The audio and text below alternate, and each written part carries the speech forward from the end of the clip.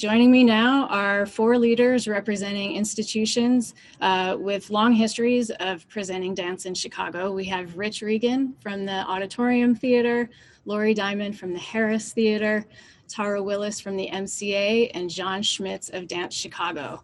And Rich, I thought we would start with you and have the auditorium not only be a literal backdrop, but a conceptual one as well.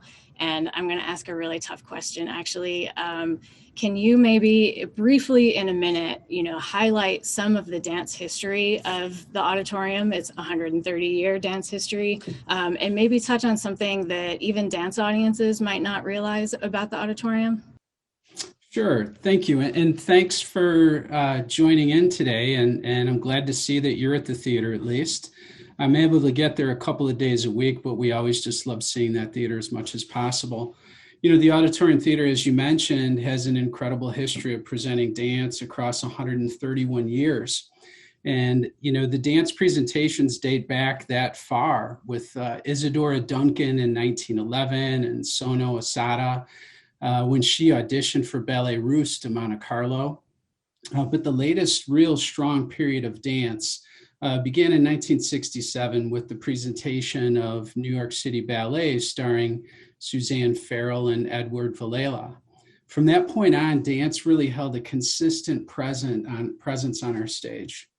Over the years, we presented such dance icons as Mikhail Baryshnikov, Rudolf Nureyev, Diana Vishneva, Natalia Osipova, and Carlos Acosta, and there's so many more beyond that. We even have an Auditorium Theater board member, Patty Eiler, who performed on our stage, and Patty shares very fond memories of dancing with Chicago City Ballet's gala performance, a production of Cinderella, as well as Joffrey Ballet's La Bayadère. So it's been such a long history and a very vibrant history, and we look to continue that. It will always be a part of our history. In more recent years, we've hosted and presented Ballet Nacional de Cuba, of course, American Ballet Theater, Bolshoi Ballet, Kirov Ballet, New York City Ballet, Eichmann Ballet of St. Petersburg, Ballet Folklorico de Mexico, and of course, Alvin Ailey American Dance Theater for more than 50 years. So this is such a presence in Chicago for dance, and we're going to uphold and continue that tradition for as long as we can see, Jenai. That's great to hear.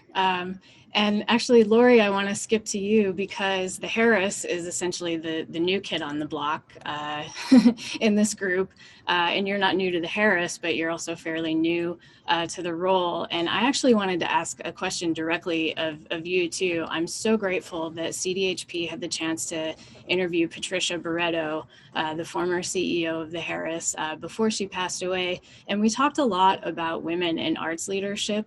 And I know that you two worked closely. I'm curious about what maybe you learned from her by working with her that you're now applying as you lead the Harris.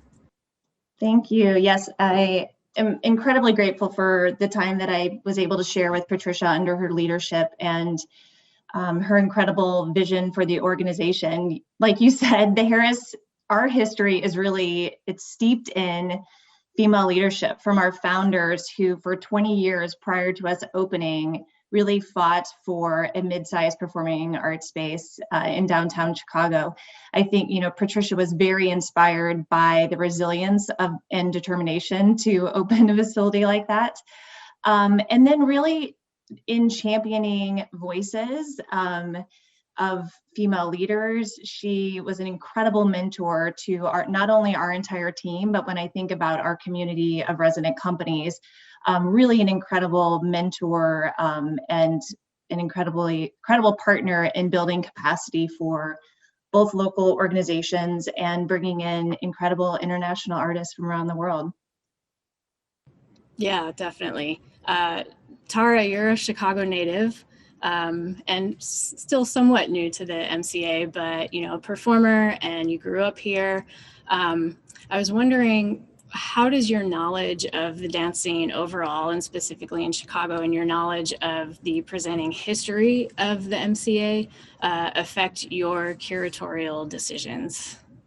That's a great question. And I just want to, having grown up here, I just want to say thank you to the Auditorium Theater and to Dance Chicago, which I performed in circa 2000. And of course to the Harris, which I remember going to my first and one of the few Cunningham shows I was able to see, early in the Harris's years. So thank you to all three of you. I think, MCA's program really was founded as a sort of theater program in 1996, but has presented or shown dance work since the year of the museum's founding, before there was a theater in the late 60s. And some amazing names happened during that time, some huge sort of national names we know in dance and performance art, but also a lot of amazing local performers. And then, once it really became a theater-based program, and when I say theater, I mean the space, not necessarily just theater, it's really become such an amazing sort of national footprint for folks. And so following in the footsteps of that, knowing the MCA stage as a student, coming to shows here when I was younger, and then as an artist myself in the scene of Chicago, really connecting with local artists. And fortunately, although my main job is really that 300-seat theater, I've also had amazing opportunities to work with some of the local artists here who are also performing at Lynx Hall and in much smaller spaces. Even their homes, that kind of thing these days. And so I think, there's a million ways that my knowledge of Chicago, it sort of influences my work at the MCA, but I think particularly my experience with sort of the way the geography of the city impacts how people circulate in community. We've worked with Chicago Dance Makers Forum in some really amazing ways to tap into that community, and I hope that that can kind of continue into the future. And even with artists from out of town, which is our main, one of our main sort of functions, is to bring really cutting edge artists from national and international contexts. I really am invested in thinking through how those projects and how those artists can connect with artists in Chicago, with audiences in Chicago beyond the shows themselves, how they can come in advance, have site visits, that kind of thing. I think folks don't realize the richness that Chicago already holds, and that's really influencing how we move forward with supporting the development of new work as well. Yeah, and I hope we can get in a second to talking about how we move forward. But speaking of the Chicago dance scene, that's a perfect segue to you, John. Dance Chicago has been presenting Chicago dance companies in the showcase format for 3 decades now. And I'd love to hear from you how, there's this collective energy and collaborative spirit here in Chicago. The showcase formats that you produce, how does that contribute to the growth and development of the Chicago dance scene as a whole? Well, our mission has always been to be as inclusive as possible. And of course, that has risks when you're trying to uphold artistic integrity. So over the years, I focused on the show. In other words, how that show could be put together to appeal to the audience and stand up in competition with other shows and other major companies. So over the years, we just developed this concept of what we called dynamic showcasing, where we look at, we sort of put together a show like you put together a music playlist. And we watch the flow of energy in that show up, and how it transmits and sort of gives the audience a buy-in. Our philosophy is to look at the pieces, the choreographers, the nature of the work, as opposed to a hierarchy of important talent. So we're down and dirty. We get into the infrastructure, at the lowest ends of what we would call the grassroots of Chicago dance, and try to find talent. And we put them in a highly energized production schedule. It's very tight, it's very rigid, and they have to acclimate to that over the years. And once they get that acclimation, then they can continue to produce in Dance Chicago over and over and over again. Nice. I was asked quite a bit, what to expect from this marathon day. And I said, I really have no idea, except I can expect that connections will start to form. And just hearing the four of you talk and, Tara, hearing your history with all three of the other institutions too, that's already happening. We are CDHP, H for history, but I do think that we are in sort of a rare opportunity in this present moment where we're all able to absolutely recognize that this is history in the making too. And so I do want to talk about the present moment with the four of you because, I do believe that our venues are anchors of the Chicago dance community. And I know that we're all missing that over this past year. What are some ways, and this is for any and all of you, what are some ways that you're continuing to provide that now and in the near future? I can jump in, Jenai. We've hosted virtually many of our anchor dance companies, whether it be, the artistic director for Alvin Ailey, Mr. Battle, joining us on a number of occasions, actually, to speak to groups of our patrons, as well as to post on our Odd Talks, which we have on our website. So we've tried to keep dance in the forefront as much as we can here. Of course, we all do that as sort of a temporary fix until we can all gather again together in that beautiful place you're sitting in right there.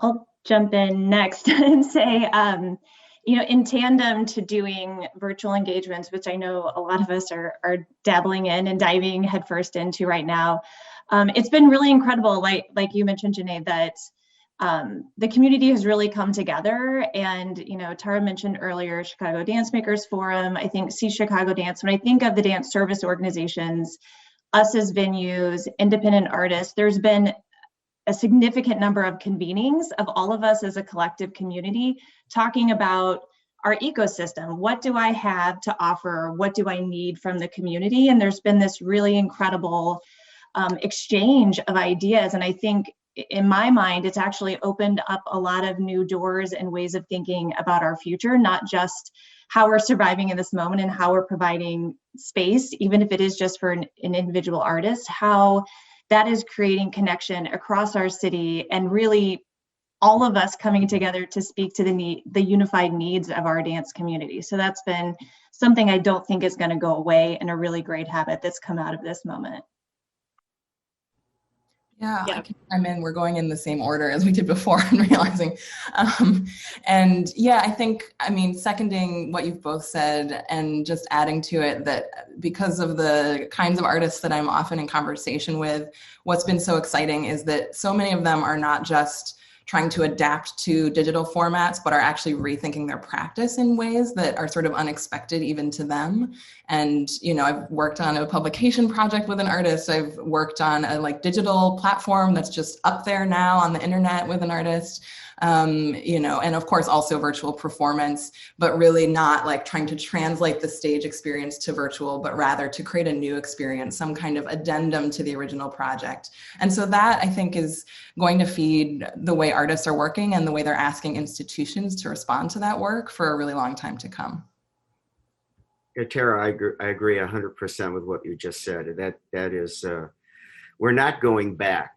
We will go back to some nature of live performance. There's no doubt about that, but we're not going to give up on the technologies that we've incorporated. There are revenue streams associated with those technologies. I can, let's take an example of Dance Chicago. You can still curate.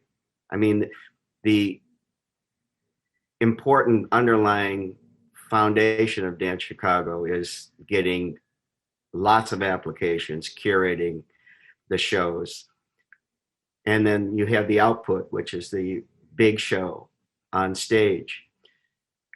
If you curate and you produce a film, that's an end product. And that has buy-in. It has buy-in locally, it has buy-in globally. So at some point, I think we're going to have to decide the end product is, a film is documenting a live event is different than producing a film. And so we have to look at what that end product is and what kind of impact that's going to have, not only on the artists, but on the audiences that we try to reach. Because holding on to like the idea like, oh, we're going to go back, or we're going to go back, or we're going to go back is just not looking ahead. Like we need to all look ahead and figure out how to piece all these instruments together. And I think that's, what all of us have been training to do all our lives, right? Is to look ahead and innovate. So I have every confidence that lots of good things are going to come from this situation. And I'm just so glad that I had a chance to talk with the four of you this morning. Thank you for kicking off our interview marathon. Thank you for your time and thoughts. And I hope we can continue the conversation soon. Thank you. Thank you.